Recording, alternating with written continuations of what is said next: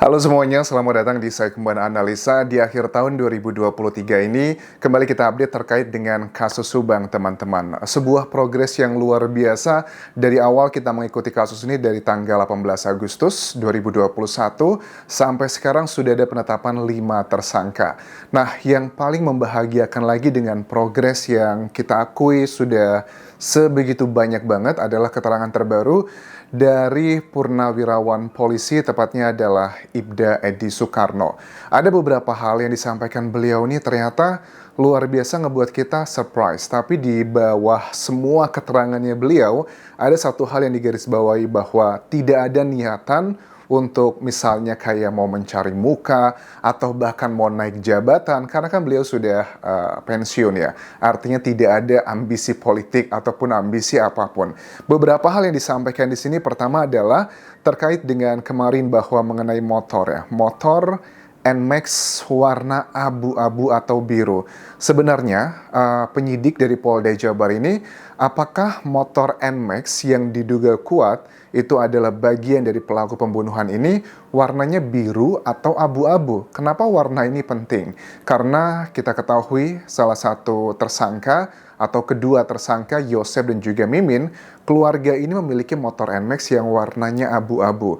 Di keterangannya Purnawirawan Ibda Edi Soekarno ini, dalam wawancara Heri Susanto kan mengatakan, saya tuh lihat itu motornya adalah abu-abu, bukan warna biru.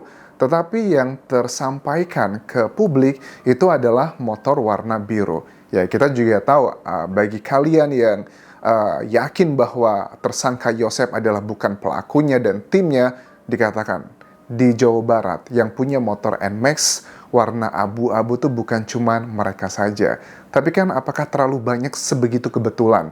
Karena motor tersebut kan melewati dekat area TKP dan itu adalah tanggal 18 Agustus 2021, notabene saat itu sedang PPKM. Jadi orang itu tidak ada hilir mudik kemana-mana, sedang dilarang. Tapi kenapa pagi-pagi jelang subuh ada motor sosok pria di depan dan juga sosok perempuan di belakang melewati area tersebut? Terlalu banyak kebetulan kalau memang itu dikatakan adalah orang luar.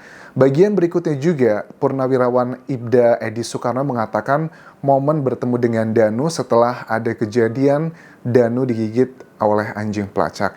Digigit anjing ini nggak cuma sekedar disentuh gitu doang, nggak. Tapi keterangan dari salah satu tersangka, misalnya dari Arigi juga bilang, Danu itu digigitnya bahkan sampai tangannya terluka, sampai mengeluarkan noda merah.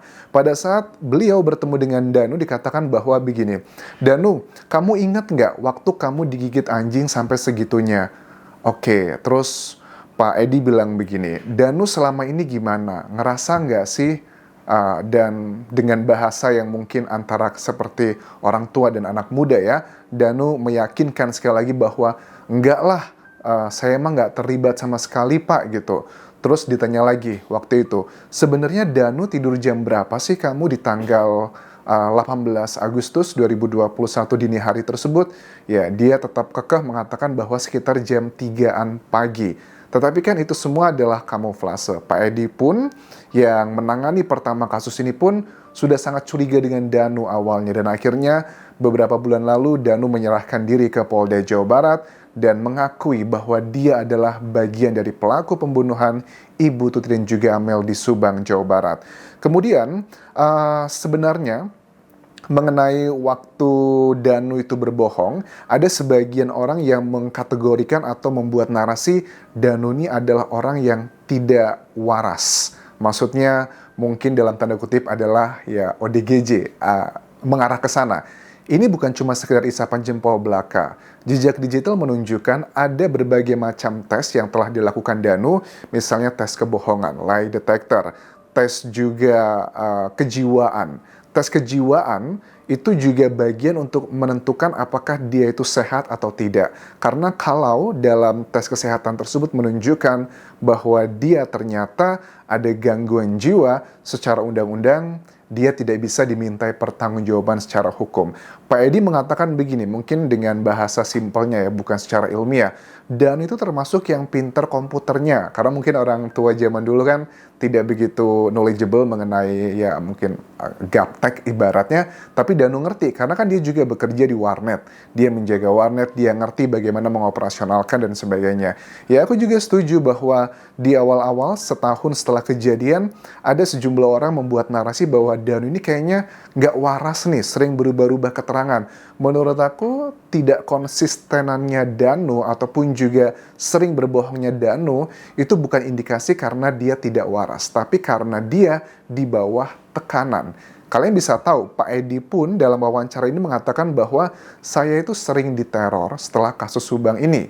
Maksudnya sering atau beberapa kali, tentunya subjektif, tetapi ada beberapa kejadian. Misalnya disebutkan di sini, saya tuh diteror, pernah ya sekitar jam 1 dini hari, HP saya sudah saya matikan, semua sudah hening. Tiba-tiba di malam hari itu ada 4 orang yang naik motor, kemudian di depan rumah Pak Edi, dia tuh kayak menggeber-geberkan motornya.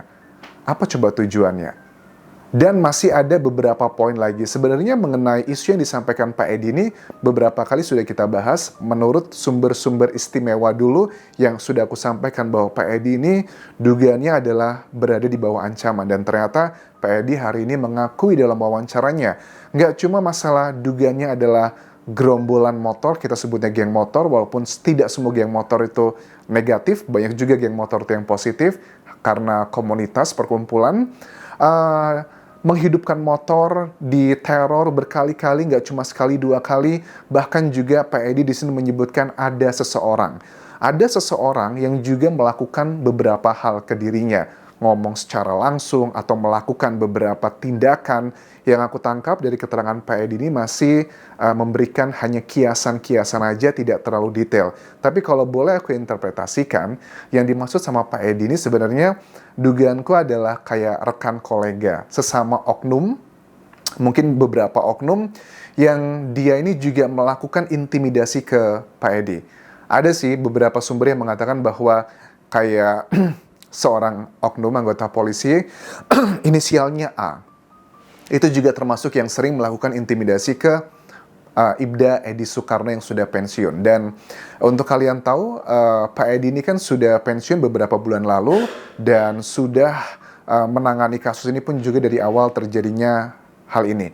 Tetapi kalau Pak Edi mengatakan juga bahwa kalau memang dikatakan sebagian orang bahwa banyak oknum atau anggota polisi yang melindungi ini, Pak Edi juga nggak setuju. Karena menurut beliau sih, ini hanya sebagian orang saja. Jadi dia punya rasa tanggung jawab yang ngerasa bahwa polisi itu banyak kok yang perilakunya baik, hanya jangan karena ada sebagian orang yang berperilaku buruk lantas disamaratakan semua itu.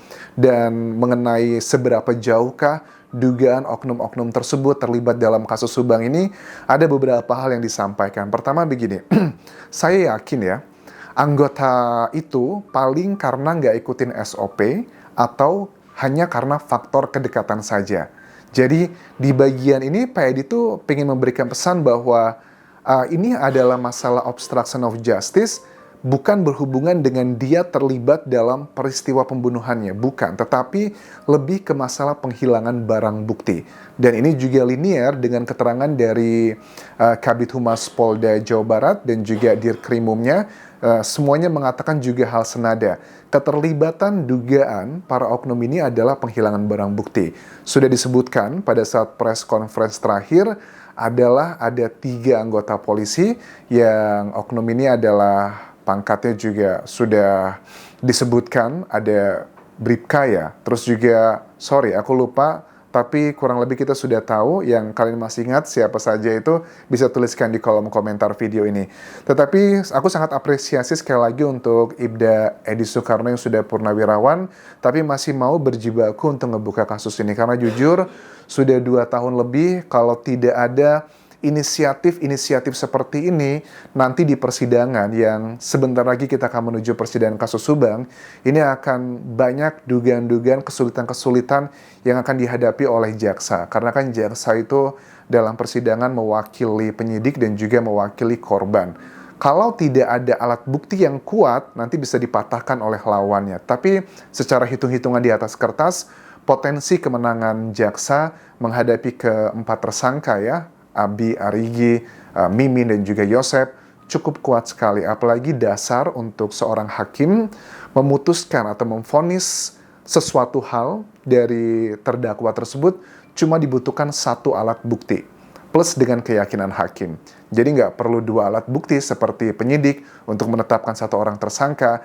Alat bukti ada 5, keterangan saksi, keterangan ahli, keterangan terdakwa, petunjuk, dan juga surat. Sudah ada alat bukti keterangan terdakwa adalah danu untuk memberatkan kelima tersangka. Cukup dengan keyakinan hakim, itu secara undang-undang sudah sah untuk memvonis apakah mereka mendapatkan hukuman seumur hidup, hukuman mati, atau hanya 20 tahun penjara. Karena pasal yang dikenakan di sini adalah pasal 340 mengenai pembunuhan berencana. Terima kasih sudah menonton video ini, dan terima kasih kalian sudah stick up dengan channel YouTube ini. Sudah 2 tahun lebih kita mengawal kasus ini.